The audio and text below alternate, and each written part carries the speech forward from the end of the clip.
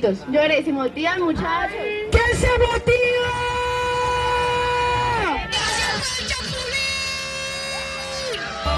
Hey familia, ¿qué tal? ¿Cómo están? Bienvenidos. Aquí Bacatá Parlante los recibe en este espacio natural, en este espacio comunitario.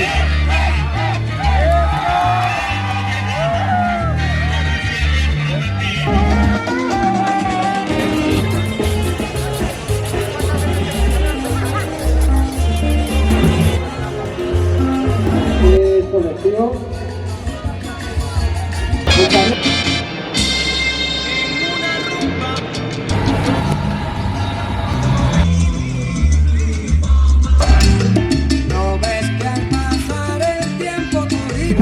Estamos robando con una causa. ¿Qué es? El compañero tiene hace 2 años una enfermedad.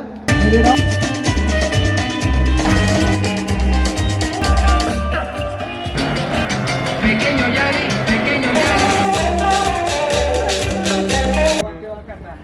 Los chalecos de logística. Este es un lugar, un espacio de nosotros para nosotros.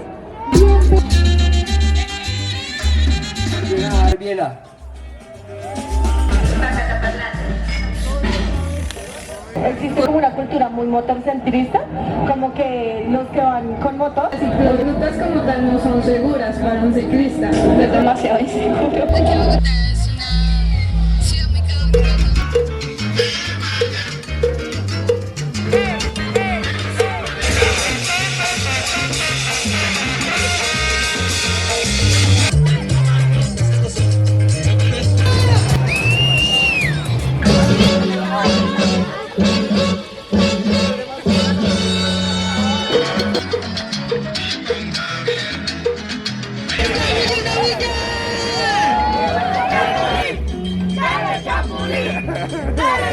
Con mi astucia.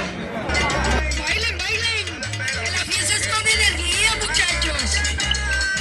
¿Ustedes creen que se lo va a ganar o no se lo va a ganar?